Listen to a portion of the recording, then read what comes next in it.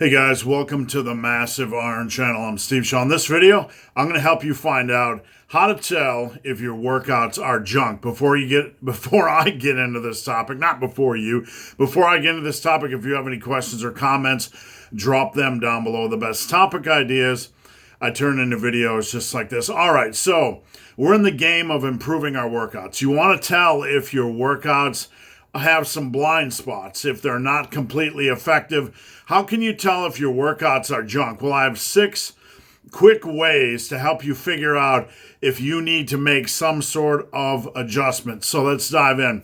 Number 1, you're lifting 90 plus minutes a day and you're not making gains. If you're in the gym for a long period of time each day and you're not making progress over time, something is wrong. Something needs to be changed. Either you're doing a lot of volume that has no quality progressive overload approach, or you're just in there screwing around. You're doing a lot of ineffective workouts. Time in the gym isn't as important as what you do with that time. For most of my clients, we do about 15 to 18 sets in a given workout, depending on the client and what their goals are.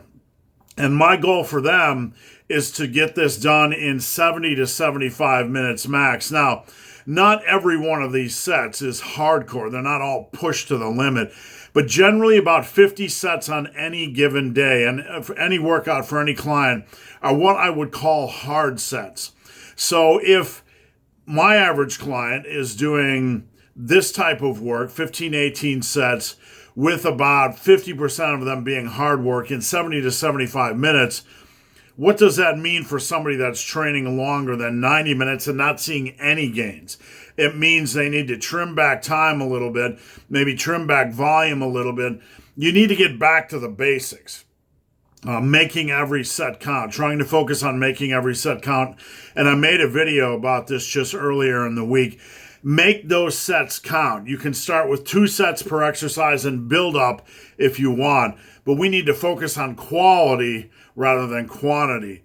And if you're in the gym screwing around doing 3 sets of texting, well, that's on you. All right, number 2, you're doing 20 plus sets per workout and not making gains. If you're doing this kind of volume and not seeing results, the problem isn't generally the volume. The problem is you're not getting the most out of every set. If you go into the gym and work these sets hard, you probably will struggle to get to 20 total sets. I find that when I'm in the gym, after about 2 to 3 hard exercises, I've been worked. I feel worked. I might have 2 to 3 other exercises, more isolation or lighter exercises coming, and I can get through them. But you want to feel work during the first 45 minutes of your workout and then round it out with what you can. If you are doing 20 plus sets, that typically means you have way too much junk volume or sets that aren't hard enough. A hard set will make you want to leave the gym earlier. If you do a lot more hard work, you won't need that kind of volume. You'll feel like after you put in your work, your 15, 16, whatever sets, you're ready to go. All right, number 3, you're doing all kinds of fancy intensity techniques and not making gains. What does this mean? What's a fancy intensity technique? Well, you have like supersets, drop sets, rest pause, all that kind of stuff. Maybe you're even doing slow eccentrics or mind muscle connection on your dumbbell rows or whatever it is. I have nothing against these techniques. I have nothing against them. Calling them fancy, I'm not putting them down, but you have an intricate, complicated workout, but you're not making gains. What this means is your focus is on the drop sets rather than progressive overload over time. It's okay to have all these kinds of intensity techniques in, but you need to have progressive overload in the mix. Progressive overload is the main driver. And doing all this stuff without progressive overload, your body is going to adapt really quickly and you're not going to make a lot of muscle gains. So intensity techniques are okay, but they have to be placed on the back of progressive overload. All right, number 4. And we're going to talk about tools here. like RPE, rate of perceived existence, reps in reserve, percentage-based training. If you're doing these things, maybe one of them or a combination of all of them, and you're not seeing gains, you're putting your faith in these tools and they're not getting the job done, because a tool alone is not a guarantee that you're going to make progress. You need, again, to have some sort of a progressive overload attack or some sort of progressive overload approach. Having a percentage-based training, that's great.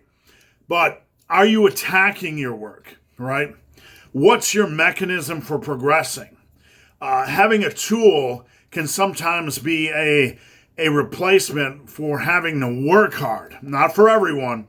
I'm not generalizing here, but sometimes we replace hard work with tools or things or complicated formulas, or we plug in RPE and percentages, and we add in all these tools, and we think it's going to replace hard work. We might not be doing this consciously, but it happens a lot. I see guys that'll come to me and they got all this kind of complicated stuff. And I am not against any tool, but they'll come to me with all this complicated stuff. Hey, big, hairy, ugly dude, I did this last workout at this percentage and my RPE was this and blah, blah, blah. And like, why aren't I making gains? Because what you probably really need to do right now is gird up your big testicles, get in the gym, and just crush some sets. Stop thinking. Stop overthinking. You need to get to the baseline first, where you learn how to crush sets, where you learn how to get the most out of sets, and then adding in these tools can be beneficial if it's something you enjoy. All right, number 5. You're training 5 to 6 days a week and not making gains. Look, the same as volume. And same as time. If you're putting a lot of time in the gym, you're putting a lot of volume in the gym, you're putting a lot of days in the gym, and you're not making gains, something is broken. You should, as a trainee, have the goal of being able to crush yourself in 4 days. 4 days. You need to find that magic. And I'm not saying you can't train more than that. But if you can't crush yourself in 4 days, you have no business adding in more training, because something is broken. If you cannot get it done in 4 days into the gym, then something is wrong with your training. Again, that doesn't mean you can't add a 5th day, but why are you going to add in another extra training day if you can't crush yourself, if you can't get the most out of 4 days? Look, I can do 2 days on and 1 day off, and I'm not saying what works for me will work for you.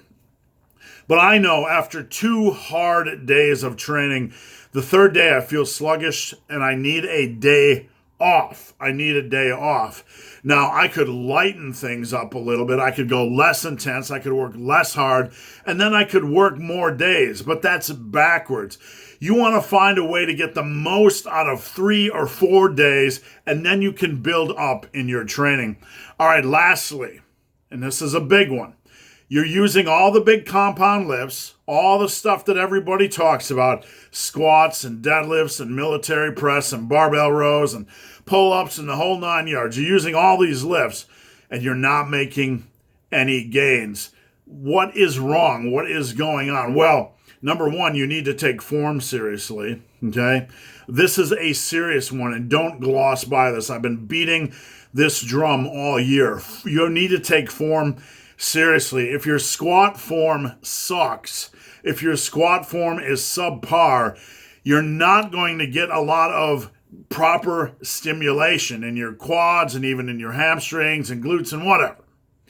You need to get your squat form down. You need to take it seriously. And when you get it to a reasonable place, then you start with progression. I see a lot of folks in coaching that they'll have a mediocre squat. And this is not a put down. People are doing the best they can. But they come to me and they have a mediocre squat and they don't know it's broken, or they don't know how to fix it. And they're adding weight. They're adding weight week in and week out. And all of a sudden they're doing knees in half squats. And yeah, they get up to like 315, 275 pounds. The weight's pretty good, but they're not hitting depth. their angles of their knees and their feet are all a cluster of confusion. I almost said clusterfuck. They're just a cluster of confusion, and they're hardly getting anything out of squats. Now, deadlifts, it's kind of the same way. It's a little bit different, but I'll see people come to me and the bar's too far forward, or they're not seated on their heels, or they're trying to yank it off the ground, and they're doing the best they can. But because of how they're deadlifting, their strength is going up extremely slowly. They're placing a lot of extra stress on their lower back, and they're not getting the most out of that lift. So compound lifts are not a guarantee that you will make gains. If you're not making gains and you're using the compound lift, something else is wrong. It could be form. It could be you're afraid of the weight. You have good form and you're using the compound lifts, but you're afraid of the weight. Like you got 225 on your back for 8 squat reps. And you're like, that feels heavy. I'm going to wait for it to feel light before I go up to 230. No. Feelings have nothing to do with training.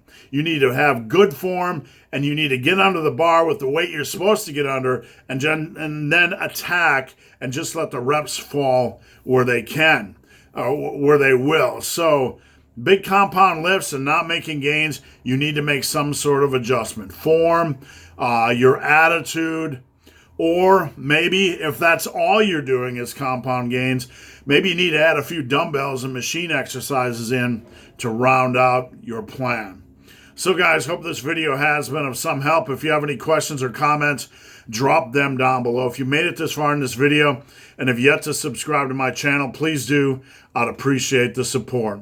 So guys, as always, thanks for watching. Have a great day.